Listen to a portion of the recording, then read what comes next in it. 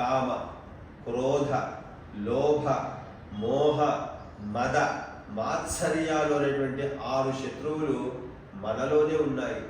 మన కళ్ళే మనకు శత్రువులు, మన ముక్కే మనకు శత్రువు, మన నాలుగే మన నోరే మనకు శత్రువు, మన చెవులే మనకు శత్రువు, మన చర్మమే మనకు శత్రువు. ఏది వినకూడదో అది వినాలని ప్రయత్నం చేస్తుంది మన శత్రువు చర్మం, చెవి. ఏది చూడకూడదో అదే చూడాలని పడే విధాల దానికోసం ప్రయత్నం చేస్తుంటుంది మన కన్ను. ఏది రుచి చూడకూడదో దాన్ని రుచి చూద్దామనే ప్రయత్నం చేస్తుంది నాలుక.